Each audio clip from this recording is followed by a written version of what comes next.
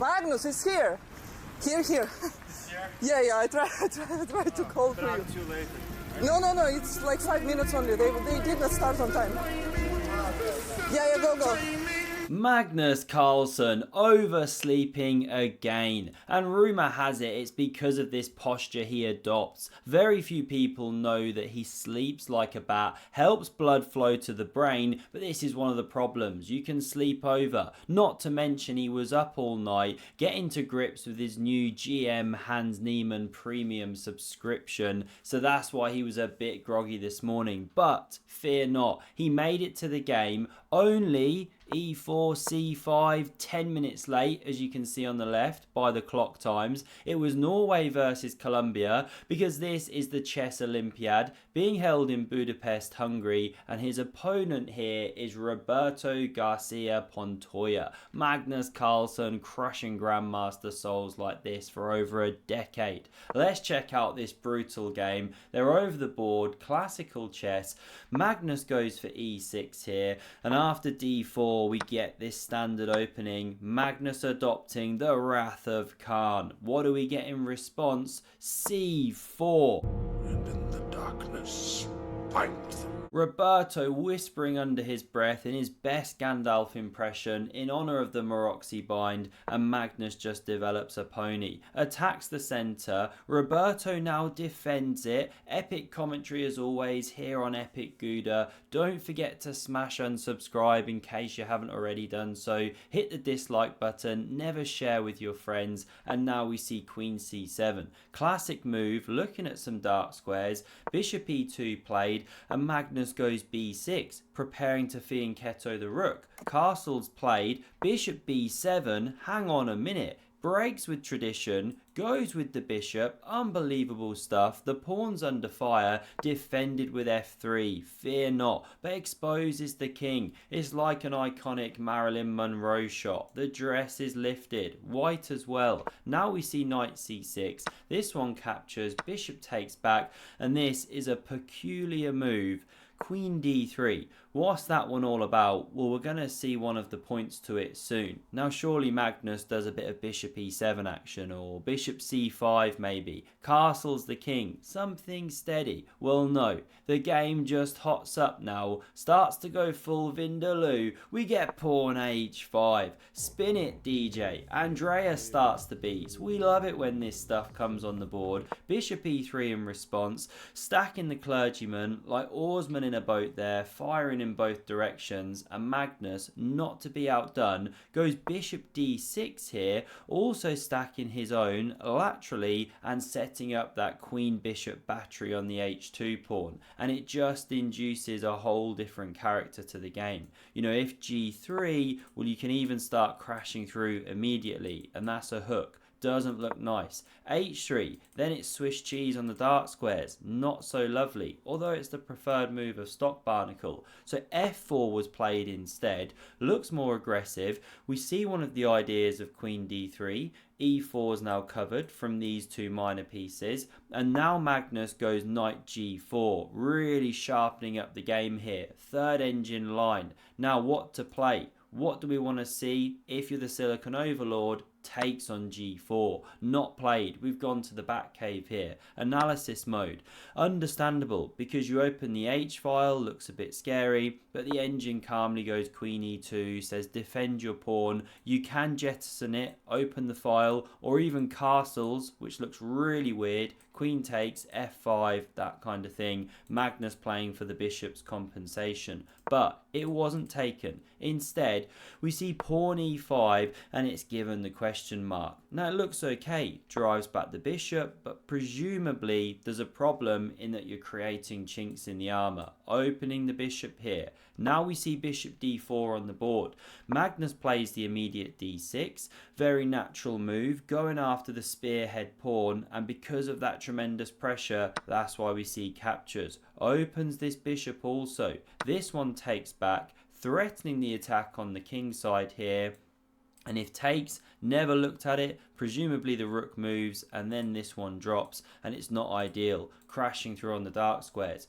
So instead we see bishop f3, trying to neutralize one of those snipers eyeing the white monarch. And now you can castle queenside. Magnus goes into a 16-minute think here. He must have been contemplating it, but doesn't play it. He goes bishop takes on f3, queen recaptures, his rook's under fire in the corner, that's why he can't take the c4 pawn with his queen. And so what does he do? Castles kingside. Boo. We like seeing the king stuck in the middle, pawns fly in, and it looks like here you can go h3, win a pawn, that kind of thing.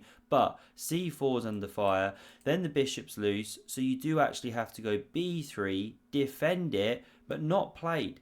Actually what we see is knight e4, and it's just a straight up blunder because Magnus doesn't move the bishop. He takes on c4. This is really strange for a grandmaster player. This is a grandmaster, remember, you know, not some master or random patzer.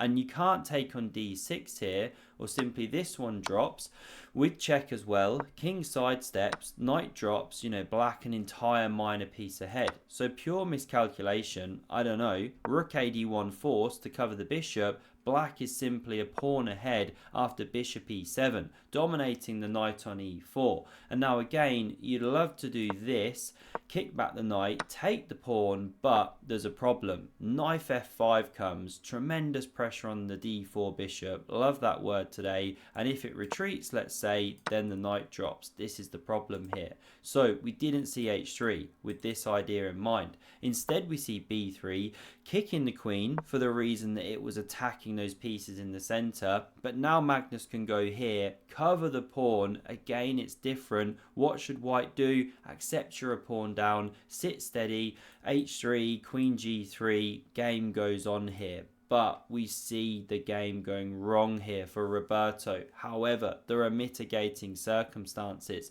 because Magnus at this very moment leans right back, armpits on full display. He launches the BO gambit. That's body odor. You can't just cycle all the way across town without consequences, right? He uses them to his advantage at this moment. Roberto's got a whole brain fog thing going on, pushes with a4 to get rid of that queen, but it's given the question mark. Finds a nice home on b4, again pressuring the pieces. Now h3 comes, knight h6, but still you cannot be doing that. Or the knight hops in once more, all the same tactical problems. So what happens now? Well, it just goes from bad to worse. You know, the smells wafting, lingering, Roberto's all over the place. Bishop c3 is played to kick the queen, but look at the bar absolutely collapsing. Stock mollusk pooping its pants. The pawn drops on b3. That's 2 pawns to the good. Rook d7 gets some invasion going, but Magnus, calm as a cucumber, goes knight f5. Covering. Now surely g4 is just a killer. Get rid of the attacker, take the bishop, but no, knight h4 is the response. Pick up the tempo on the queen, defended by the bishop, it moves.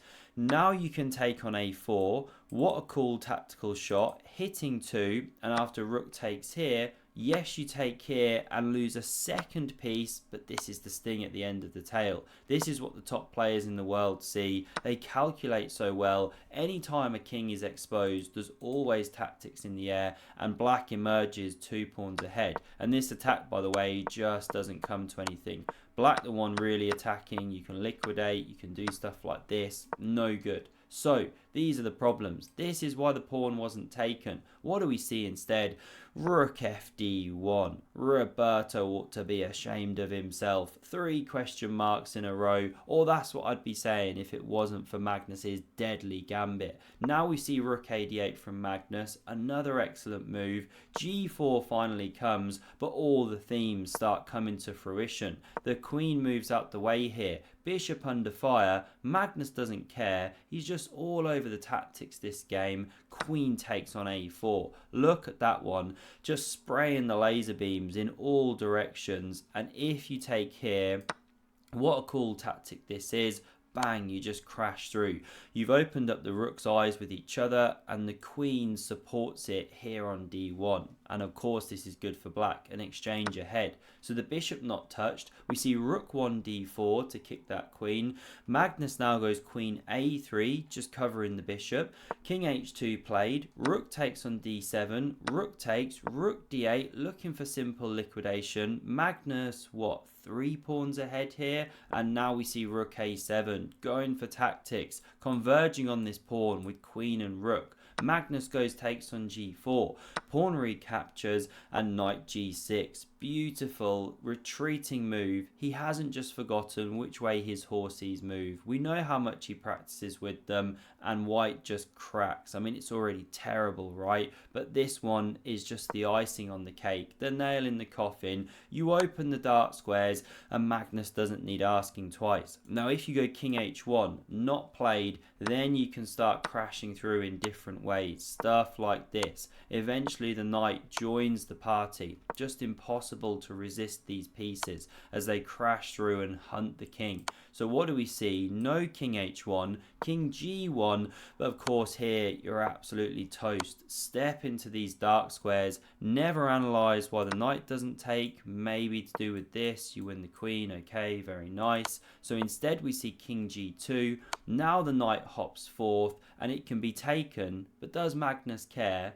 No, he doesn't. How about that for an epic sacrifice? Queen g1 check played, king f3, and pick your poison. King to e2 or king to f4. Either way, you're getting absolutely hunted, ripped to shreds. This is a nice one because the knight is pinned. That's checkmate. King e2 was selected, and Magnus closes the lid to the coffin with queen d1, check and mate on move 40. Epic game of attacking chess from Magnus. Check out the video on screen if you want another brutal game of chess. Hope you enjoyed and see you soon. Cheers.